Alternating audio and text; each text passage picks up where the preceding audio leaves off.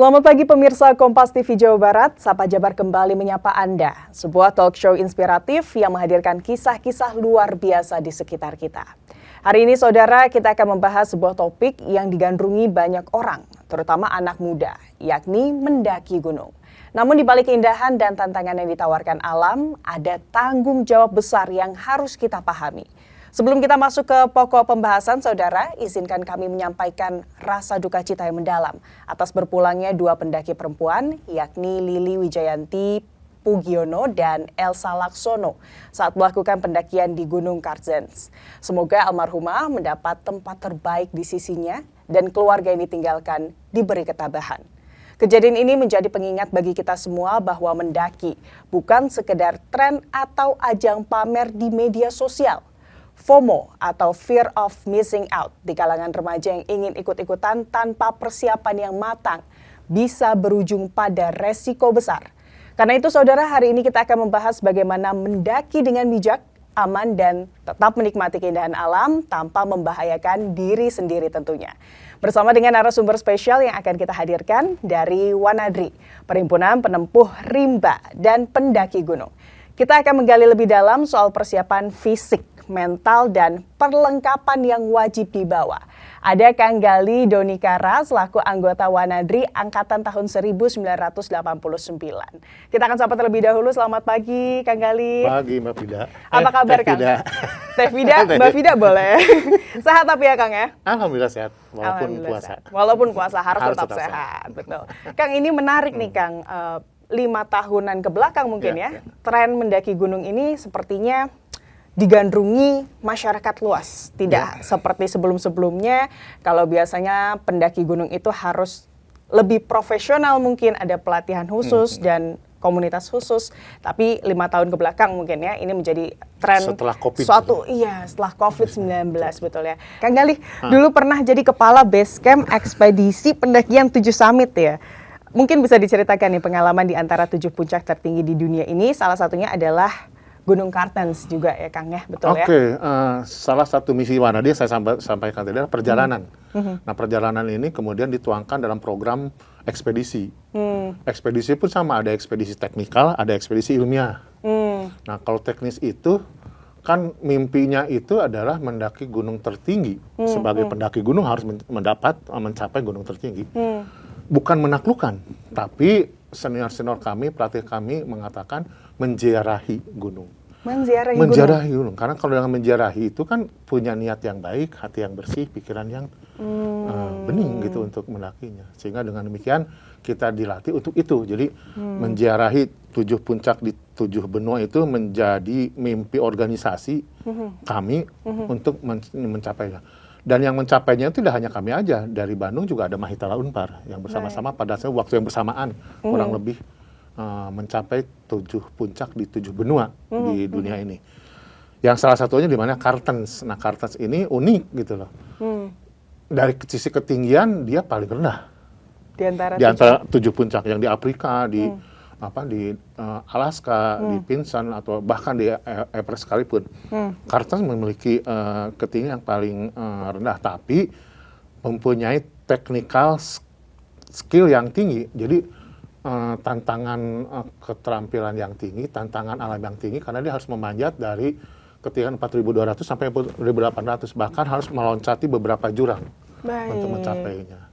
Kemudian Kartens itu juga terletak di tropis subtropis yang curah hujannya tinggi, intensitas hujannya tinggi, basah, bukan hujan salju, walaupun si ketinggiannya itu di beberapa puncak masih bersalju. Dan khawatirnya di dalam 5 tahun terakhir ini mungkin akan menghilang saljunya karena global warming, pemanasan.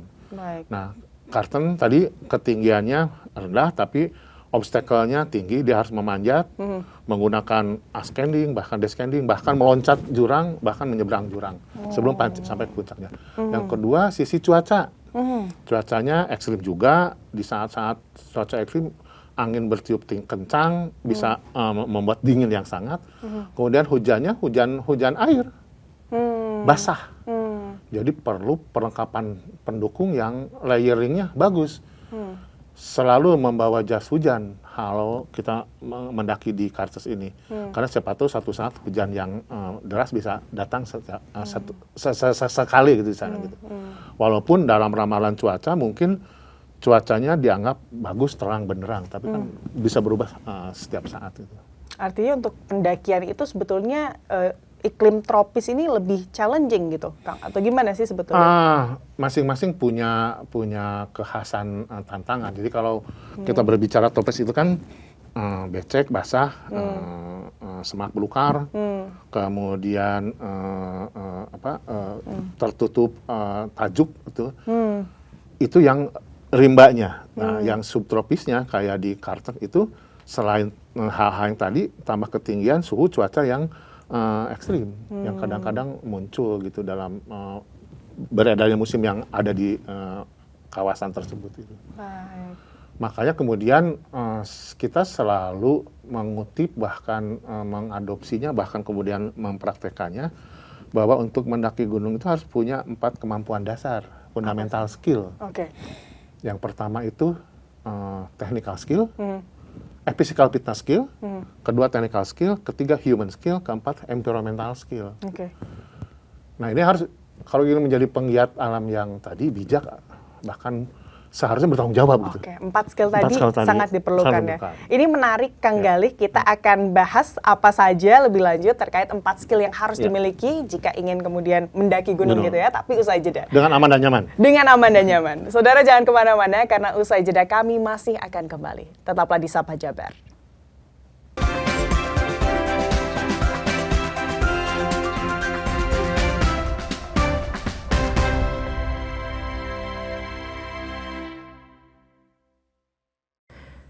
Saudara, terima kasih Anda masih bersama kami di Sapa Jabar. Bagi Anda yang baru bergabung, kami masih membahas terkait mendaki puncak dengan bijak. Tentunya masih bersama dengan narasumber kami, ada Kang Galih Donikara, anggota Wanadri Angkatan 1989. Kita akan lanjutkan tadi, menarik sekali ya Kang ya. Tidak bisa sembarangan kalau naik gunung itu. Paling tidak ada 4 skill tadi. Ada fitness, Physical fitness skill. Physical fitness skill, lalu juga technical skill, environmental skill, human skill. Mungkin bisa dijelaskan Kang, apa saja tuh empat-empatnya? Ya, physical fitness skill kan berhubungan dengan fisik kita. Betul. Fisik itu harus terlatih, apalagi mendaki gunung. Yang kerja sehari-hari aja harus melatih diri itu dengan berjalan kaki dan segala macam. Karena latihan itu kan tidak hanya mendaki gunung, untuk mendaki gunung, tapi untuk kesehatan kita sendiri. Betul. Jadi kita harus targetkan, bahkan ada yang ngomong, latihlah dirimu sampai pikiranmu lupa, badanmu ingat. Jadi yang nagih itu adalah badan kita, supaya kita tetap berlatih. Orang yang pelari maraton, trail running, itu pasti melatih dirinya lebih banyak daripada yang kita sehari-hari ngantor gitu. Muscle memory mungkin ya dibilangnya ya. Nah, di samping tadi kemampuan visual, nutrisi juga harus dijaga. Baik. Jadi jangan sembarangan naik gunung ya tetap pecel lele, mecinan dan segala macam. Jadi harus di pengetahuan tentang nutrisi pun harus penting, karena sampai sejauh mana kalori yang dikeluarkan harus ditebus oleh makanan yang berkalori juga, agar makanan kita tetap. Tapi kan tantangannya semakin tinggi kita mendaki gunung, oksigen semakin kurang, selera makan itu turun. Nah itu harus dilatih juga. Ada masa di mana selera makan kita berkurang, menurun. Dan ada harus bawa makanan kuncian. Makanan kuncian itu seperti bawang goreng gitu kan. Misalkan ikan asin atau dendeng, sesuai dengan psikologis kita. Kita kalau selera makan sempat tinggi itu lewat mencium apa sih? Misalkan cumi asin gitu. Yang men-trigger nafsu makan ya, biar sedep gitu. Nah, saya sempat diajarin juga bahwa jeruk nipis dikupas, dipotong, makan sama kulit-kulitnya. Akan tumbuh segar dan pahit, dia harus nagih. Makan akhirnya, aduh. Jadi physical fitness skill selain fisik ada nutrisi. Yang kedua technical skill. Tentunya technical skill ini pengetahuan keterampilan mendaki gunung juga harus dipunyai. Bagaimana cara berjalan, mengatur perjalanan, mengatur langkah, membawa beban, menghindari beban, tanjakan, turunan, harus berjalan menyamping. Itu keterampilan harus dilatih terus menerus. Pengetahuan juga sama, baca buku, literasi, ngobrol dengan orang yang berpengalaman, ikut seminar, ikut Komunitas mungkin juga ya? simulasi komunitas.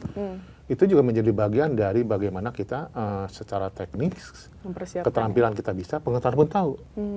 Jadi keterampilan itu kan diibaratkan dengan pengetahuan agar jangan jadi sporadis gitu, latihan fisik, teknik asal aja gitu.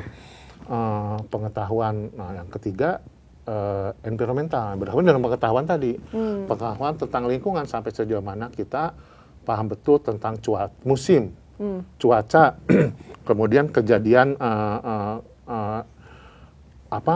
model-model tertentu di kawasan-kawasan tertentu kan selalu berbeda.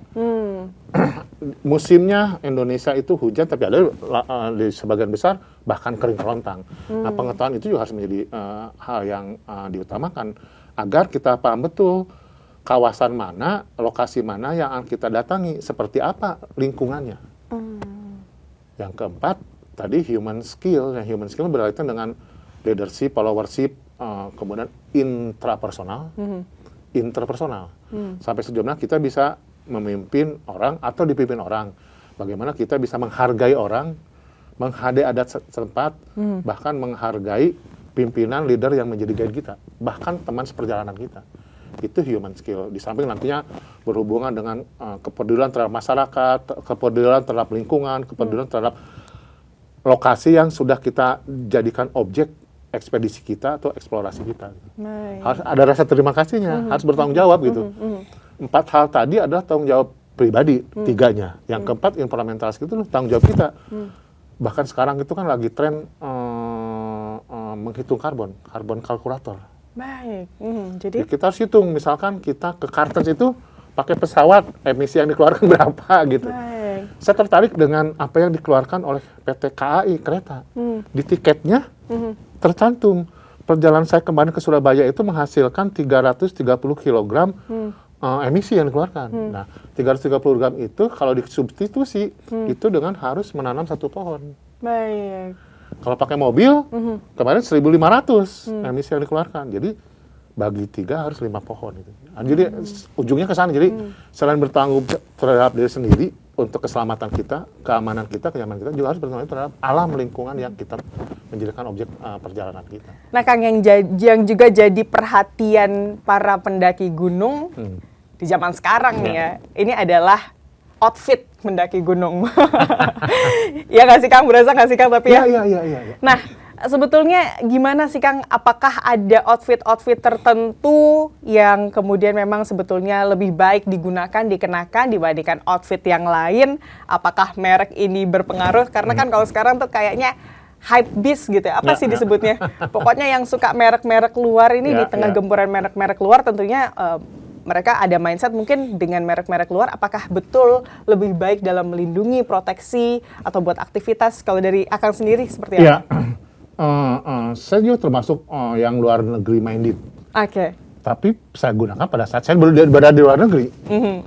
Saya mendaki misalkan ke kawasan Himalaya, harus disesuaikan dengan bahan produknya itu yang sesuai yang dibutuhkan untuk kondisi menjamin kehangatan, menjamin kenyamanan gitu.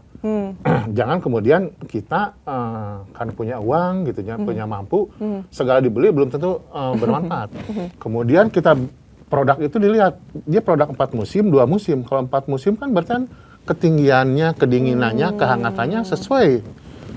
Di kawasan subtropis misalnya Eropa, Amerika, di gunung-gunungnya kan bisa sampai minus 35 derajat. Masa kita pakai yang Indonesia atau yang Indonesia tuh mestinya menjadi tuan rumah bagi produk-produk khusus tropis. Baik. Karena beda tropis dengan subtropis. Indonesia atau Asia itu dengan negara Eropa atau Amerika. Makanya produsen di dalam negeri dirangsang untuk bisa memfasilitasi perlengkapan penjelajahan di kawasan tropis. Kartens mungkin membutuhkan lapisan jaket yang hangat gitu. Tapi dulu saya tahun 91 di saat salju masih terhampar dengan tebal gitu ya, saya menggunakan produk dalam negeri. Produk dalam negeri sekaligus kita uji coba sampai sejauh mana ketahanan kehangatannya, kedinginannya. Produk gitu. itu ya. Kita bikin sleeping bag sendiri, kita bikin windbreaker sendiri, kita bikin raincoat sendiri gitu. Untuk menguji coba bahwa perlengkapan dalam negeri pun sebenarnya masih mumpuni gitu. Jadi kita harus paham betul kondisi di mana medan kita ya. Medan kita. Maka produk itu juga harus memfasilitasi kondisi-kondisi tadi. Gitu. Jadi sebetulnya nggak bisa asal juga ternyata ya untuk kemudian produk-produk yang kita pakai. Tidak asal mahal. Tidak asal mahal itu ya Kang ya. Ini menarik Kang, kita juga pengen bahas lebih jauh terkait bagaimana kemudian teknik-teknik yang perlu dikuasai oleh pendaki, khususnya adalah pendaki pemula. Tapi usai jeda ya Kang ya. Saudara jangan kemana-mana karena usai jeda kami masih akan kembali. Tetaplah di Sapa Jabar.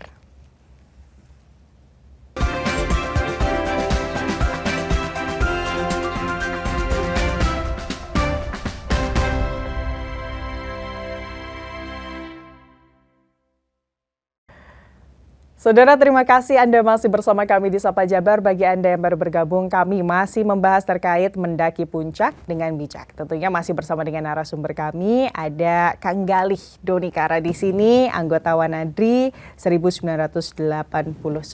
Tadi sudah banyak sebetulnya Kang ya, informasi-informasi penting, utamanya. Mudah-mudahan bermanfaat. Tentunya pastinya insya Allah bermanfaat. Sepengetahuan saya, sepengalaman saya, bukan keahlian saya. Dengan pengalaman yang sudah bertahun-tahun tentunya ya Kang ya, hal itu perlu dibutuhkan untuk di-share, apalagi utamanya pada pendaki-pendaki atau calon pendaki pemula gitu yang saat ini menyaksikan.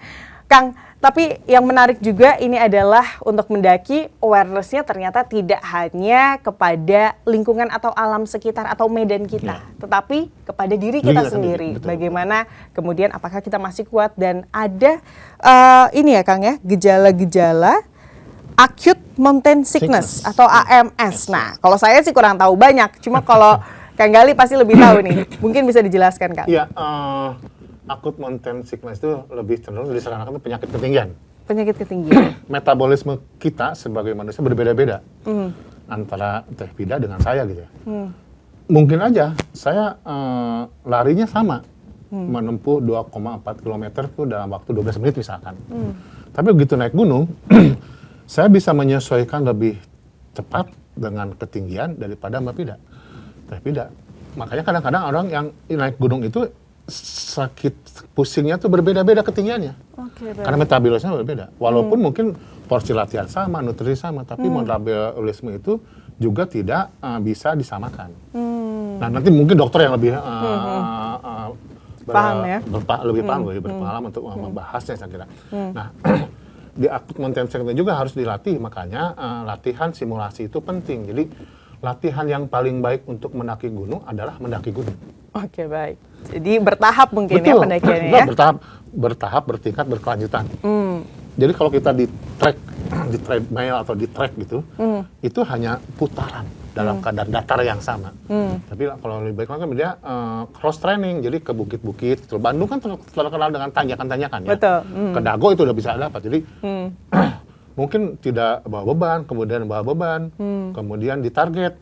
Kalau naik gunung itu misalkan 5 jam, dari jam 8 istirahat 1 jam, ya simulasinya juga harus 5 jam sampai 8 jam. Jadi atau acute mountain sickness, jadi ketinggiannya macam-macam. Jadi berikutnya yang menjadi momok buat para pendaki itu hipotermi. Betul. Hilangnya panas tubuh kita.